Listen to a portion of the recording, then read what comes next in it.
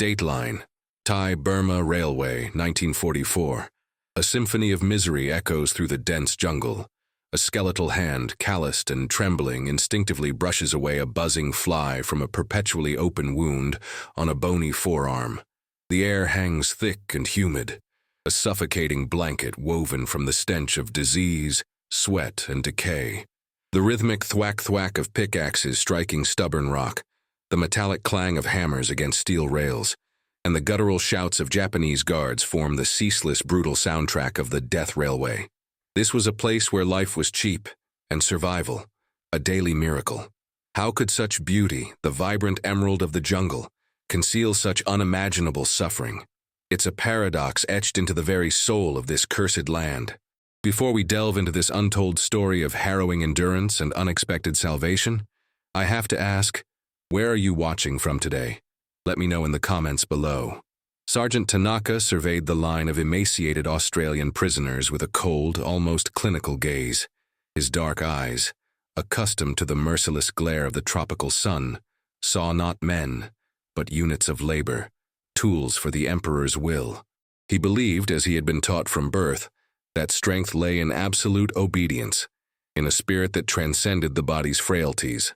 These Westerners, with their loud complaints and physical weakness, were inherently inferior, their capture proof of their moral decay. They lacked the Bushido spirit, the warrior's code that elevated duty above life itself. This railway, connecting Thailand to Burma, was a strategic imperative, a lifeline for the Imperial Japanese Army in its inexorable march towards victory. Their suffering was a testament to their lack of resolve, a necessary sacrifice for a greater cause they could not comprehend. A gust of wind, heavy with the scent of monsoon rains and distant burning vegetation, stirred the leaves of the jungle canopy, a subtle warning of nature's indifference to human endeavors. Yet Tanaka remained unmoved. His focus was solely on the rail line stretching into the murky distance, a serpent of steel that would soon serve his nation's destiny. Private Thomas Miller, Tom to his mates, felt the raw, unvarnished fear grip him the moment he stepped off the overcrowded, disease-ridden transport ship into the sweltering heat of the Thai jungle. He'd been captured during the swift, devastating fall of Singapore, a dizzying blur of retreat and chaos that ended with the ignominy of surrender. Now, months later, the initial bewilderment had curdled into a cold dread. Around him, hundreds of other Allied prisoners, British, Dutch, American, and fellow Australians, looked as lost and terrified as he felt. Their destination, a place whispered about with grim foreboding, was the Thai-Burma Railway. The initial encounter with the reality of the railway hit like a physical blow. They were marched for days, already weakened, through dense, unforgiving terrain. The camp they arrived at was a nightmare rendered in bamboo and mud, teeming with men whose hollowed eyes spoke of horrors beyond immediate comprehension. Tom watched, transfixed, as a Japanese guard, whip in hand, savagely beat a prisoner who had faltered under the weight of a heavy log. The thwack of the leather on bare skin echoed in the oppressive silence. A reaction of visceral disgust, quickly suppressed, surged through Tom. Beside him, an older, wiry soldier, Sergeant Mac MacDonald, merely tightened his jaw, his eyes hardened by a similar yet deeper understanding. Mac, a veteran NCO, had seen enough to know this was just the beginning. Later that first day, as they were assigned their section of the railway, the truth slammed into Tom with brutal clarity. Their task, to carve a railway through hundreds of kilometers of unforgiving jungle, mountains, and rivers. This wasn't just hard labor. It was a death sentence disguised as work. The grim reality whispered through the camp. Approximately 60,000 Allied prisoners of war, including 13,000 Australians, were forced onto this project, with Australian mortality rates nearing 20%, a figure heard from a grizzled British sergeant that chilled Tom to the bone. "They call it the death railway, son," the sergeant had rasped, his voice a dry rustle. And they ain't wrong. The initial encounter was a scene of sheer, brutal efficiency, a machine designed not just to build a railway, but to grind down human beings into nothingness. The days blurred into weeks, then months, each one a carbon copy of the last, stamped with misery. The sun was an unforgiving eye, baking the jungle floor and driving sweat in rivers down their emaciated bodies. Tom's skin, once tanned and healthy, was now a canvas of sores, insect bites, and the yellow-gray pallor of malaria. Every morning, the dreaded bugle call shattered the pre-dawn quiet, dragging them from their bamboo sleeping platforms to face another day of endless, back-breaking toil. They hacked at the jungle with dull axes, blasted rock with unstable dynamite, and hauled logs heavier than any two men should bear, all with hands blistered and bleeding. One sweltering afternoon, during a particularly grueling section where they were constructing a bridge, Tom witnessed a micro-reveal of human ingenuity that struck him deeply. A rail had twisted awkwardly during placement, threatening to halt all work. Sergeant Tanaka, looming nearby, was already raising his whip, but Private Frank Curly Jones, a quiet, introspective man with surprisingly strong hands, quickly assessed the situation. Using a discarded length of rope and a strategically placed log as a fulcrum, he directed a few men, with precise, almost surgical movements, to lever the rail back into alignment. It was a small act, but it prevented a brutal beating and saved valuable, exhausted energy. Tom saw the flicker of something akin to admiration, quickly masked in Mac's eyes. It was a brief reminder that even here, intelligence and resourcefulness could carve out tiny victories. The meager rations, a scoop of watery rice, sometimes supplemented by a few rotting vegetables or a sliver of fish, offered barely enough sustenance to stand, let alone labor. The stat tech drop that haunted them was the sheer caloric deficit, their bodies demanding thousands of calories for the immense physical exertion in the tropical heat, were receiving a fraction of that. The result was visible in their skeletal frames, distended bellies, and the perpetual weakness that made every step an effort. Disease was rampant. Malaria was a constant companion, its fevers burning through men already weakened. Dysentery was endemic, turning their guts to water. Tropical ulcers festered, growing into gaping wounds that refused to heal, often leading to amputations or agonizing deaths. Tom saw men simply collapse, their spirits finally extinguished, their bodies too broken to continue. The guards, immune to their suffering, merely kicked them aside or dragged them off to the death hut, where they would slowly expire. Sergeant Mac MacDonald, despite his own weakening frame, remained a pillar of stoic defiance. He tried to keep morale from completely crumbling, quietly sharing whatever scraps of information he gleaned from the guards or other work parties. "Keep your heads down, lads.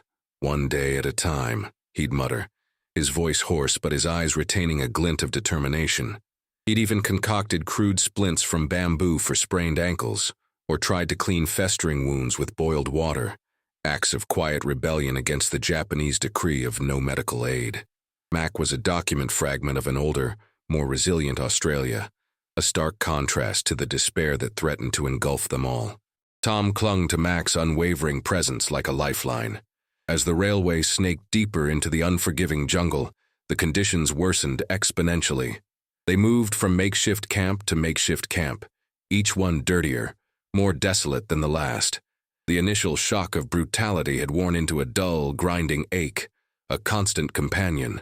The men were no longer just hungry, they were starving, their muscles atrophying, their bones protruding sharply under stretched skin. Private Bluey Clark, once the camp's resident optimist, a man whose infectious laugh could momentarily break through the oppressive gloom, began to fade. His human reaction to the prolonged suffering was heart-wrenching. The malaria, combined with severe dysentery, had taken hold. His once sparkling blue eyes were now sunken and glazed, his skin a sickly yellow. He coughed constantly, racking his emaciated frame. Tom and Mac watched, helpless, as Bluey's vibrant spirit slowly ebbed away. They shared their meager rice with him, tried to spoon drops of water onto his parched lips, but it was futile. The Japanese, who saw sick prisoners as useless mouths to feed, offered no help. One evening, as the sun dipped below the jungle canopy, painting the sky in violent hues of orange and purple, Bluey began to hallucinate. He spoke of home, of a cricket match in Sydney, of his mother's meat pie. Tom held Bluey's hand, feeling the coldness spreading through his friend's fragile body. Mac sat nearby, his face etched with grim resignation. Bluey's last words, a barely audible whisper, were, "Tell Mum, I tried." Then, his breath hitched, and he was gone. Bluey's death was not just the passing of a friend. It was a profound stat-tech drop for Tom. It was a stark personal illustration of the terrible percentage. Bluey was one of the nearly 13,000 Australians who would perish on this railway. His death extinguished a vital flicker of hope within their small group. Tom felt an emptiness spread through him, a cold despair that no amount of Mac's quiet encouragement could fully dispel. He started to question if any of them would ever see home again. The jungle, once merely hostile, now felt predatory, waiting to claim them all. The war dragged on, and with it their torment. News, when it filtered through, was always vague, contradictory, and designed to demoralize. The Japanese spoke of great victories, of Allied defeats, but their own faces grew more strained, their tempers shorter. This micro-reveal of their anxiety was confusing. It hinted at a reality different from what they proclaimed, yet it brought no tangible relief. If anything, their captors became more brutal, as if to compensate for their own insecurities. Beatings became more frequent, the work details longer, the punishments harsher for the smallest transgression. Tom's physical deterioration continued. His uniform, once ill-fitting, now hung like rags on his shrunken frame. His hair was long and matted, his beard unruly. He scarcely recognized himself in the reflection of a muddy puddle. The constant hunger gnawed at him, blurring his thoughts. Memories of home, once vivid, now felt like faded photographs, distant and unreachable. He often found himself staring blankly ahead, numb to the screams, numb to the pain, numb to the despair. This was the ultimate human reaction, the complete erosion of self, a descent into mere existence. Curly, ever resourceful, found increasingly desperate ways to survive. He would meticulously search through the garbage left by the guards, sometimes finding a discarded fish head or a handful of rice grains. He even managed to fashion a rudimentary fishing hook from a piece of wire, occasionally catching a small bony fish, which they would share like a sacred offering. These were their small document fragments of resistance, quiet acts of defiance against an enemy determined to strip them of everything, even their will to live. Yet, even Curly was visibly weaker, his movements slower, his cough more persistent. The specter of illness which had claimed Bluey seemed to circle him too. The jungle itself was an oppressive force, its impenetrable green wall seeming to hold them captive. The relentless insects, the venomous snakes, the suffocating heat, it all contributed to the feeling of being trapped in a verdant hell. Each new mile of track laid, each new bridge completed, felt less like an accomplishment, and more like another nail in their collective coffin. The weight of mortality was no longer a distant threat. It was a constant presence, a silent companion. The casual way death was now viewed, a daily occurrence, sometimes a merciful release, horrified Tom, yet he found himself accepting it too. Then came the subtle shift, the almost imperceptible change that, in hindsight, marked the true midpoint twist. It wasn't a sudden strategic revelation, nor a moral epiphany that flipped assumptions instantly. It was far more insidious, a slow creeping alteration in the very fabric of their captivity. For weeks, the atmosphere in the Japanese guard huts had been subtly different, less boisterous, more hushed. Guards, usually omnipresent and aggressive, began to disappear for hours, sometimes days, at a time. Patrols were less frequent, their attention less focused. The relentless rhythm of speedo, work faster, began to falter, replaced by long stretches of unnerving silence. Rumors, usually the domain of fevered imaginations or desperate hope, began to coalesce into something more concrete. Scraps of overheard Japanese conversations, whispered by prisoners who understood a few words of Japanese, spoke of big bombs, new weapons, and surrender. Tom, along with Mac and Curly, huddled in their hut one evening, listening to these wild tales. Could it be true? After years of propaganda, of being told Japan was invincible, the idea seemed preposterous.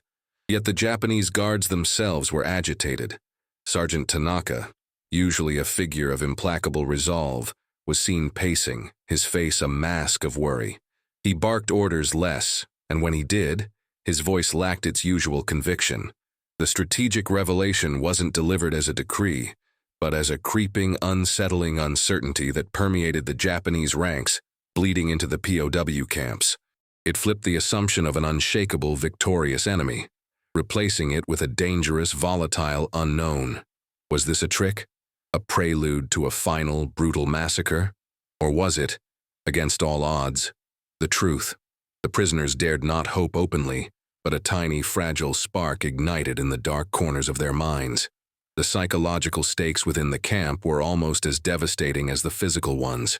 For years, the prisoners had been systematically dehumanized, their names replaced by numbers, their dignity stripped, their bodies used as disposable instruments. The Japanese philosophy, rooted in a fervent belief in the superiority of their race and the sanctity of the emperor, viewed surrender as an unforgivable shame. Therefore, their prisoners, having disgraced themselves by capitulating, were deemed less than human, undeserving of the Geneva Convention's protections. This ethical deep dive into their captors' mindset explained the unrelenting brutality, the deliberate starvation, the denial of medical aid, the sheer volume of death, the staggering stat of nearly 13,000 Australians and thousands more from other allied nations dying on the railway, was not merely a consequence of the harsh conditions. It was, in part, a calculated outcome of a system designed to punish and exploit. For Tom, Mac, and Curly, the fight had long ceased to be about the war itself. It was about retaining a sliver of their humanity. Mac, in his quiet leadership, understood this implicitly. He enforced small routines, encouraged conversation, and even on occasion led clandestine prayers. These were their ethical anchors, desperately clutching at the vestiges of their former lives. The decision to share a found scrap of food, to tend to a dying mate, to risk a beating for a moment of shared laughter, these were not tactical choices, but moral imperatives. They were acts of profound defiance against a system that sought to extinguish their souls. The outcome of this struggle for human dignity was evident in their very survival. Those who succumbed to utter despair often faded faster, while those who held on to some internal purpose, however small, found the will to endure another day. The simple act of remembering their names, of calling each other mate, was a powerful weapon against the psychological warfare waged upon them. The silence was the loudest sound Tom had ever heard. It was August 1945, and for 3 days the camp had been devoid of Japanese guards. Their absence was terrifying. The previous day, a Japanese officer, his face pale and eyes downcast, had read a solemn declaration, his voice devoid of its usual arrogance. The word surrender had cut through the humid air like a sharp blade. Disbelief had warred with a cautious, almost fearful elation. But now, only the rustling of the jungle, the buzzing of insects, and the shallow breathing of the starving men filled the void. They were free, yet utterly paralyzed by fear, suspicion, and crippling weakness. This was their battle now, the decision to believe, to act, or to simply wither away in the frightening vacuum of their liberation. Mac, despite his gauntness, took charge. "Right, lads," he rasped, pushing himself to a sitting position. "They're gone. We don't know for how long. We find water. We find food. We stay together." It was a decision for collective survival, a final act of leadership against the overwhelming odds of their current predicament. Tom, weak but spurred by Mac's resolve, helped Curly, whose eyes were wide with a mixture of terror and nascent hope, to their feet. Then a distant rumble, a sound alien to the jungle, deeper than thunder, more mechanical than any beast. Panic flared. Was it a Japanese rearguard? A final, desperate act of violence? The men shrank back into the meager shadows of their huts, their hearts pounding against their ribs. The sound grew louder, closer, grinding through the undergrowth. From the jungle path, a jeep emerged, its olive-drab paint incongruous against the vibrant green. Behind it, a larger truck. And then, the sight that would forever be seared into Tom's memory. Western uniforms. Not British, not Australian, but unmistakably Allied. The jeep stopped. A tall, clean-shaven officer, Lieutenant Barnes, stepped out, his face a mask of shock and profound sadness as his eyes swept over the skeletal figures.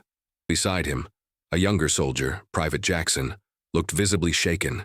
his hand unconsciously reaching for the pistol on his hip, not in aggression but in a gesture of disbelief at the sight before him. Barnes's voice, clear and resonant, cut through the jungle quiet. "We're here to help. The war's over. You're free. We're American forces, part of the Allied relief." The words hung in the air, surreal, almost meaningless after years of despair. Free. The concept was so distant, so impossible. Tears welled in Tom's eyes, not of joy, but of a profound, shattering release. He looked at Mac, whose usually stoic face was now streaked with tears. Curly let out a choked sob. Then came the battle for their senses, the climax validating all the suffering. Private Jackson, his eyes wide with a mixture of pity and revulsion at their condition, began to unload crates from the truck. Tins of meat, boxes of biscuits, chocolate bars, real food. Tom watched, mesmerized. His stomach, long accustomed to gnawing emptiness, cramped with a violent jolt. He was trembling, shaking uncontrollably, his weak knees threatening to give way. Jackson approached him, his face gentle. He extended a chocolate bar. "Here, mate. Take it slow." Tom's skeletal hand, so used to wielding a pickaxe or hauling logs, now struggled to grasp the small rectangular bar. The wrapper crinkled loudly in the suffocating silence. He peeled it back, his fingers fumbling. The rich, sweet smell of chocolate, a scent he hadn't experienced in years, hit him like a physical blow. He brought a small piece to his mouth, his tongue tasting the unfamiliar sweetness, the texture melting on his starved palate. It was a sensory overload, a profound shock. The sugar rushed through his system, a wave of dizziness, then a surge of something resembling life. He looked up at Private Jackson, tears streaming freely down his face. "Thank you," he croaked, the word a raw, unfamiliar sound. This wasn't just food. It was humanity. It was the crushing weight of relief, the unexpected kindness that shattered years of brutal indifference. It was the ultimate paradox, the horror of the railway, climaxing not in another act of violence, but in an act of profound, life-giving compassion. It was a set piece validating every struggle, every desperate whisper of hope, told not through bullets, but through a shared moment of unexpected, overwhelming grace. The immediate aftermath was a blur of activity. American medics, their faces grim and professional, swarmed the camp, their voices a comforting, if overwhelming, presence. They quickly assessed the most critical cases, administering intravenous fluids and gentle, nourishing broths. Lieutenant Barnes coordinated the evacuation, assuring them that transport was on its way, promising proper medical care and a journey home. The contrast between the hurried, brutal work on the railway and the meticulous, compassionate care of the American relief team was stark. Tom watched as men, too weak to walk, were carefully lifted onto stretchers, their eyes wide with a mixture of fear and dawning hope. The journey out of the jungle was slow, arduous, but filled with a fragile sense of renewal. They were transported by trucks and then by boats downstream, away from the cursed railway. Each mile they put between themselves and the jungle, hell felt like a shedding of a heavy skin. The sight of clean hospitals, real beds, and the systematic, kind attention of nurses and doctors was almost too much to bear. It was a long-tail ripple, a gradual reintroduction to a world they had almost forgotten existed. Tom, Mac, and Curly began the long, slow process of physical recovery. The initial meals were small, carefully portioned, designed to coax their starved digestive systems back to life. But with each bite, with each day of clean sheets and rest, the strength slowly returned. Yet the physical wounds, the tropical ulcers, the scars from beatings, were superficial compared to the invisible wounds etched deep within their minds. The constant hunger, the fear, the screams of dying men, these would forever be part of them. Years later, back in the quiet suburbs of Australia, the experience echoed in unexpected ways. Tom would sometimes wake in a cold sweat, hearing the distant thwack of a pickaxe or smelling the putrid stench of disease. The simple act of wasting food became a profound moral failing in his eyes. He carried the burden of survival, the guilt of those who didn't make it. The railway had left an indelible mark, shaping his perspective on humanity, resilience, and the fragility of peace. It was a modern echo in his quiet life, a constant reminder of what he and his mates had endured. Mac, Always the stoic, dedicated his post-war years to working with veterans associations, a quiet advocate for those who had suffered. Curly, still resourceful, channeled his ingenuity into a successful small business, but often found solace in long, solitary walks. The quiet of nature a stark contrast to the endless din of the jungle. They were survivors, forever bonded by a shared hell, forever grateful for that unexpected, shocking act of kindness in the midst of their darkest hour. The memory of the U.S. soldiers, their faces etched with sympathy, their hands offering the gift of food, remained a beacon of hope in the vast, dark landscape of their trauma. The Thai-Burma Railway, a monument to human cruelty and extraordinary endurance, stands as a stark testament to the depths of suffering and the heights of resilience. But perhaps the most profound lesson learned by men like Tom Miller wasn't just how much a human being could endure, but how transformative a single act of unexpected kindness could be. It was the bitter taste of starvation giving way to the sweet, shocking taste of chocolate, offered by hands that carried no whip, but comfort. It was the ultimate, poignant reversal of their fate. Their story, and the stories of thousands like them, makes us question everything we think we know about war, about humanity, and about the moments when hope, against all odds, arrives. Hit that subscribe button if you want more untold stories from World War II that will make you question everything you thought you knew about history.